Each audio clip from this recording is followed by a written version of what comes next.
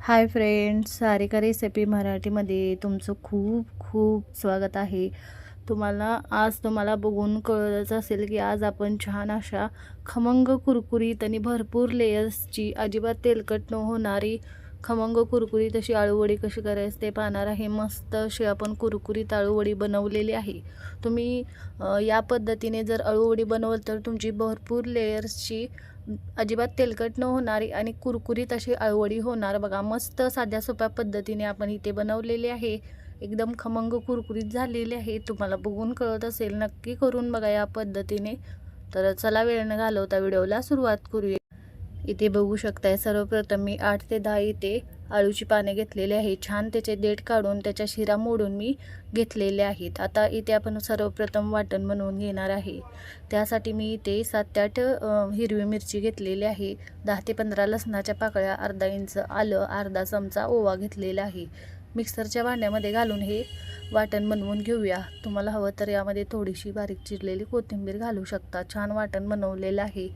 आता इथे मी 2.5 कप इथे बेसन घेतलेलं आहे, स्वच्छ चाळून. आधी आपली 8 ते 10 पाने आहेत मीडियम साईजची, त्यासाठी हे पुरतं आपलं पीठ. 2.5 कप मी पीठ चाळून घेतलेलं आहे. वाटण घातलेलं आहे पिठामध्ये.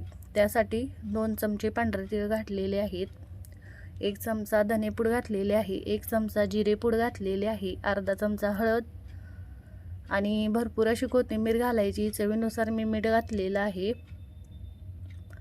कोथिंबीर घालून घेते भरपूर अशी. मी हिरवी मिरची जास्त वापरलेली आहे. हवं तर तुम्ही लाल मिरचीसुद्धा थोडी वापरू शकता.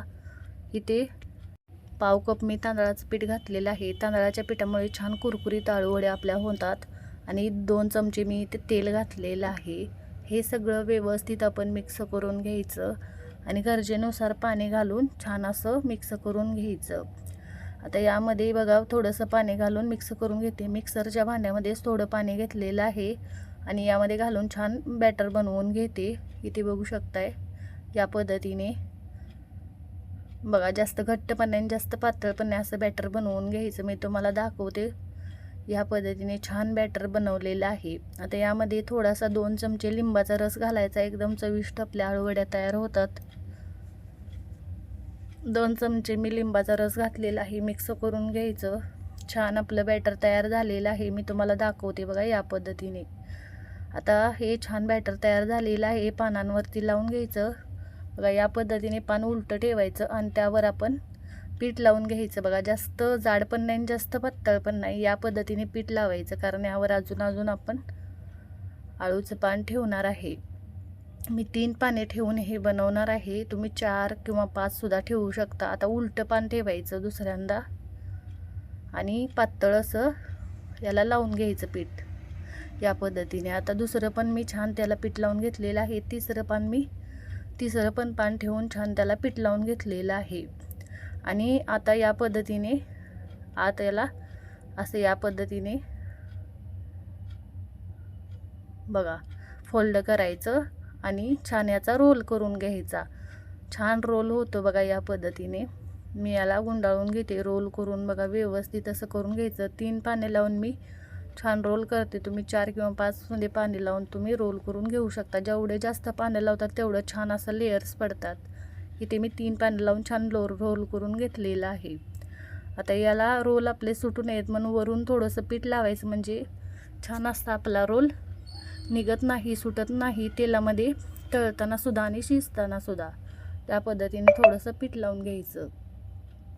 इथे आपला रोल छान तयार झालेला आहे. मोदक पात्राच्या चाळणीला मी तेल लावून ठेवलेलं आहे. त्यामध्ये हा रोल ठेवून घ्यायचा. दुसरीकडे पाणी पण मी उकळायला ठेवलेलं आहे, म्हणजे आपण पीठ लावून घेतोय तोवर पाणी पण उकळते. इथे 3 रोल आपले तयार झालेले आहेत. पाणी छान उकळलेलं आहे.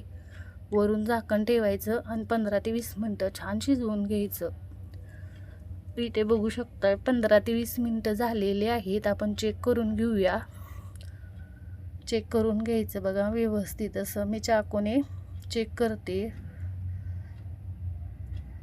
या पद्धतीने बघू शकताय छान आपल्या वड्या शिजलेल्या आहे. जास्त काही लागलेलं नाही चाकूला. इथे बघू शकताय पूर्णपणे मी थंड करून घेतलेलं आहे. पूर्णपणे थंड करून नंतरच वड्या कट करून घ्यायच्या, म्हणजे त्या व्यवस्थित कट करता येतात. हे पूर्णपणे थंड झालेलं आहे. बघू शकताय मस्त आपल्या वड्या छान कट करता येतात. मी कट करून घेतलेल्या आहेत सगळ्या वड्या. आता तळून घेऊया. इथे तेल गरम करायला ठेवते. छान तेल गरम झालं की त्यामध्ये जेवढ्या बसतील तेवढ्या घालायच्या आणि छान असं तळून घ्यायच्या खमंग कुरकुरीत मिडियम फ्लेमवर. थोड्याशा खालच्या साईडने कडक झाले की दुसऱ्या साईडने पलटी करून तळून घ्यायच्या. इथे बघू शकताय मी चांगल्या कुरकुरीत होईपर्यंत तळून घेते याला दोन्ही साईडने. इथे बघू शकताय या पद्धतीने मी सगळ्या वड्या पलटी करून तळून घेते.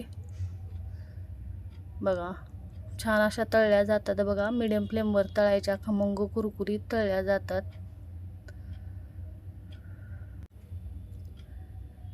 छान अशा मी पलटी करून दोन्ही साईडने तळून घेते. बघा सगळ्या वड्या अशा मी छान पलटी करून घेतलेल्या आहेत. बघा छान याला दोन्ही साईडने मी तळून घेतलेला आहे.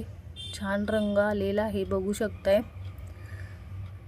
तुम्हाला बघून कळत असेल मस्त अशा खमंग कुरकुरीत आणि छान अशा भरपूर लेयर्सच्या आपल्या आळूवड्या तयार झालेल्या आहेत. मस्त दोन्ही साईडने कुरकुरीत अशा तळलेल्या आहेत. मी काढून घेते आणि तेल नितळून घ्यायच्या. अजिबात तेलकट होत नाहीत आणि एकदम कुरकुरीत बनतात. बघा आपण यामध्ये तांदळाचं पीठ घातलेलं आहे त्यामुळे एकदम छान अशा कुरकुरीत दुसऱ्या पण घालून घेतलेल्या आहेत. त्या पण छान तळून घेतलेल्या आहेत. बघू शकता कलर मस्त आलेला आहे. इथे सगळ्या वड्या तळून घेतलेल्या आहेत. मस्त खमंग कुरकुरीत एकदम टेस्टी अशा आपल्या आळूवड्या झालेल्या आहेत. तुम्हाला बघून कळत असेल मस्त आपल्या आळूवडी तयार झालेली आहे. नक्की एकदा तुम्ही या पद्धतीने खमंग कुरकुरीत आणि कमी तेलकट आणि भरपूर लेयर्सची अशी आळूवडी नक्की बनवून बघा. तुमच्या पण छान होणार आणि एकदा करून बघा नक्की. या पद्धतीने छान झालेले आहेत एकदम टेस्टी. करून बघा आणि कमेंटमध्ये जरूर सांगा तुम्हाला आजचा व्हिडिओ कसा वाटला. व्हिडिओ आवडला असेल तर व्हिडिओला लाईक करा, शेअर करा. चॅनलवर नवीन असाल तर चॅनलला सबस्क्राईब करा, बेल आयकॉनला क्लिक करा. या पद्धतीने कुरकुरीत अशी आळूवडी नक्की बनवून बघा. व्हिडिओ पाहिल्याबद्दल धन्यवाद.